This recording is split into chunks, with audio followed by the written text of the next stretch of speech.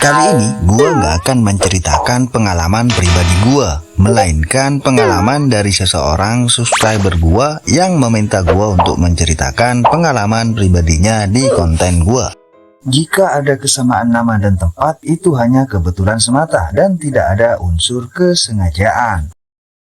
Sebut saja namanya Budi, seorang pekerja harian lepas yang hidupnya berjalan seperti roda yang tak pernah benar-benar berhenti, tapi juga tak pernah benar-benar maju. Penghasilannya cukup untuk makan hari ini, cukup untuk bertahan sampai besok. Tapi lebih dari itu, tidak pernah disela-lelahnya Budi punya satu pelarian, yaitu media sosial. Di sanalah ia melihat dunia yang berbeda, dunia penuh mobil mewah, rumah megah, liburan ke luar negeri, dan hidup tanpa beban. Setiap malam sebelum tidur, Budi membayangkan dirinya ada di sana, menggenggam setir mobil mewah, memakai pakaian mahal, tanpa harus menghitung uang receh.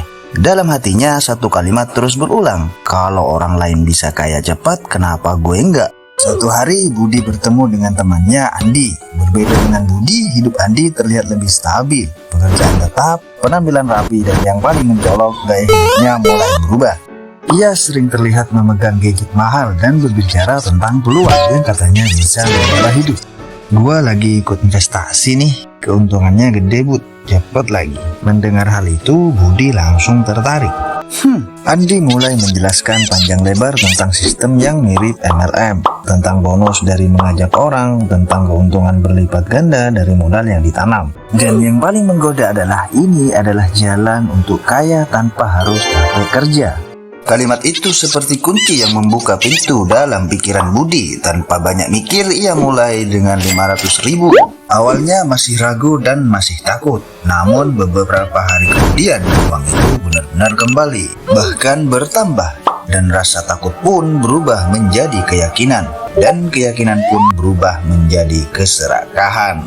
Lalu kemudian Budi mulai menaruh lebih banyak uang. Tabungan habis, pendapatan masuk langsung dialihkan. Sampai akhirnya ia menjual satu-satunya sapi yang ia miliki. Semua hanya demi satu tujuan, yaitu cepat kaya. Tak berhenti di situ, Budi mulai mengajak orang lain, dimulai dari keluarga terdekat. Ia menjelaskan dengan penuh semangat, seolah dirinya sudah menjadi bukti hidup keberhasilan investasi itu.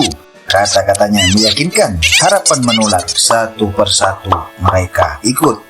Dan lingkaran pun semakin besar, member pun semakin banyak, dan bonus semakin mengalir. Budi merasa hidupnya akhirnya berubah. Ia membeli iPhone terbaru. Andi juga melakukan hal yang sama. Bagi mereka ini adalah simbol keberhasilan. Padahal itu baru permulaan dari kejatuhan.